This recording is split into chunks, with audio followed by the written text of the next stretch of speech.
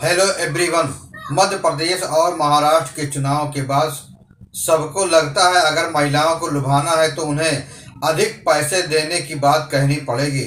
ऐसे में न तो कोई यह कहता है कि महिलाओं के करियर के उत्थान के लिए क्या क्या करेगा, उसकी नौकरियों की क्या प्राथमिकताएं होंगी, उन्हें कैसे बढ़ाया जाएगा। इन दिनों दिल्ली में चुनाव का बोलबाला है। लगता है चुनाव जैसी सुपरहिट कोई फिल्म लेखक नहीं लिख सकता था, जिसमें ड्रामा हो, इमोशनल हो, नारे हो, नाच गाना हो, गाली गलौज हो, एक दूसरे को सबसे बड़ा खलनायक साबित करने की होड़ लगी हो, उसकी प्रतियोगिता हो रही हो। हर पार्टी अपने को जनता की सबसे बड़ी हितैषी दिखा रही है। इसमें भी तीन सेगमेंट प्रमुख हैं: दलित, पिछड़े और स्त्रियां। बढ़ चढ़कर घोषणाएं की जा रही हैं। ये ले लो, वो ले लो। दलित बच्चों के लिए विदेश में पढ़ने के लिए खास स्कॉलरशिप की घोषणा केजरीवाल ने की है, तो स्त्रियों के लिए चुनाव जीतने के बाद 2100 रुपये प्रतिमाह देने की घोषणा की जा रही है। स्त्रियों पर सबसे ज़्यादा फोकस है। कांग्रेस कह रही है कि वह यदि चुनाव जीतती है तो महिलाओं को प्रतिमाह 2500 रुपये देगी। फ्री फ्री होने की होड़ लगी है। मध्य प्रदेश और महाराष्ट्र के चुनाव के बाद सबको लगता है कि अगर महिलाओं को साधेंगे तो जरूर हम चुनाव जीतेंगे। उन्हें अधिक पैसे देने की बात कहानी कहनी पड़ेगी। ऐसे में ना कोई यह कहता है कि महिलाओं के करियर के उत्थान के लिए क्या क्या करेगा, उनकी नौकरियों के लिए क्या क्या करेगा, प्राथमिकताएं होंगी, उन्हें कैसे बढ़ाया जाएगा। देश भर की 48 करोड़ महिला वोटर्स के जीवन में क्या आफतें हैं, कौन कौन सी आंधी तूफान झेल कर वे जिंदा रहती हैं, इस पर शायद किसी का ध्यान ही नहीं है। अपने देश की आबादी 1 अरब 40 करोड़ है। हो सकता है कि अब कुछ और बढ़ गई हो। इनमें 2024 के आंकड़ों के अनुसार मात्र 8 करोड़ 62 लाख टैक्स देने वाले हैं। इनमें से सबसे बड़ी संख्या नौकरी पेशा लोगों की है। आबादी के हिसाब से यह संख्या कितनी मामूली है। कहा जाता है कि देश के विकास के लिए लोगों की आय पर टैक्स लगाया जाता है। जिस तरह से आय बढ़ती जाती है, टैक्स बढ़ता जाता है। लेकिन बड़े उद्योगपतियों पर शायद ये शर्तें लागू नहीं होती, क्योंकि माना जाता है कि वे रोजगार का सृजन करते हैं, इसलिए उन्हें अतिरिक्त सुविधाएं दी जाती है। यही ये बात सोचनी पड़ती है कि जब आयकर देने वाले इतने कम हैं तो किस हिसाब से इतने कम संसाधनों में देश का चौतरफा विकास हो सकता है। फिर जो भी विकास होता है उसमें कोई भी आयकर दाता के सहयोग को रेखांकित नहीं करता, बल्कि जिस दल के कार्यकाल में कोई पुल बनता है और कुछ और होता है तो उसका सेहरा वो अपने ही सिर बांधता है। ऐसे में चुनाव के वक्त मुफ्त और या मुफ्त देने के लिए पैसा कहाँ से आएगा या कोई नहीं बता सकता। सरकारें कटोरा लेकर विश्व बैंक और IMF के सामने खड़ी रहती हैं और पैसे को तमाम ऐसे कार्यों में लगाने के मुकाबले यहाँ लोगों को रोजगार मिल सके, वे आत्मनिर्भर हो सकें, वोट लेने के लिए कुछ न कुछ देने की घोषणाएं करती रहती हैं।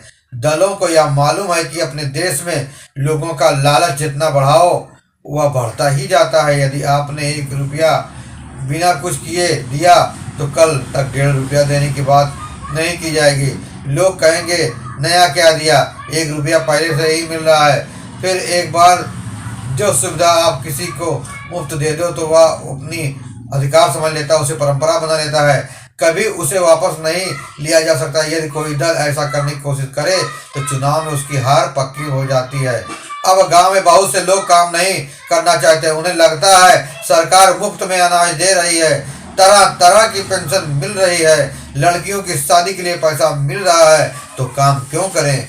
किसी भी देश के विकास के लिए सबसे खतरनाक होता है लोगों को लालची बनाना, उन्हें अपने श्रम के मुकाबले बहुत कुछ मुफ्त में देने का भरोसा दिलाना। यही अपने देश में हो रहा है। हाल ही में उच्चतम न्यायालय ने मुफ्त की रेवड़ियों पर तंज कसते हुए कहा कि राज्य सरकारों के पास फ्री की रेवड़ियां देने को तो बहुत कुछ है, लेकिन जजों की तनख्वाह बढ़ाने के लिए पैसे नहीं है।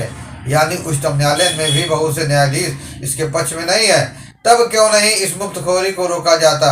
इस मुफ्त की संस्कृति में सोवियत संघ जैसी महाशक्ति को उखाड़ फेंका। पूर्वी यूरोप के समाजवादी देशों में समाजवाद खत्म हो गया। वेनेजुएला जैसी तरक्की पसंद आर्थिक नष्ट हो गई। एक समय में वेनेजुएला दुनिया में सबसे अमीर ताकतवर देशों में गिना जाता था, लेकिन आज वहाँ बेहद महंगाई है, नौकरियाँ नहीं है, गरीबी बढ़ती जा रही है। मगर हमारे देश के नेताओं ने वोट के लालच में इन लोगों की बहाली को ऐसा कोई सबक नहीं सीखे भी तो क्यों, जब तक देश डूबेगा।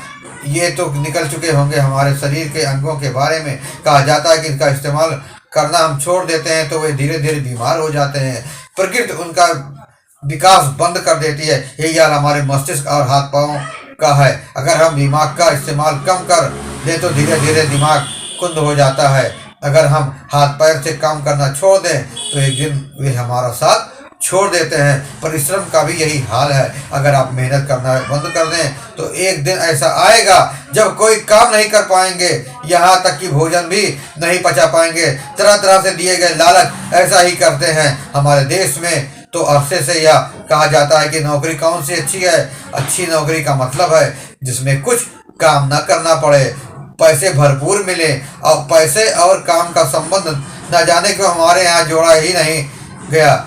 जबकि देखा जाए तो किसान अगर खेतों में मेहनत ना करे तो कुछ नहीं उगा पा सकता।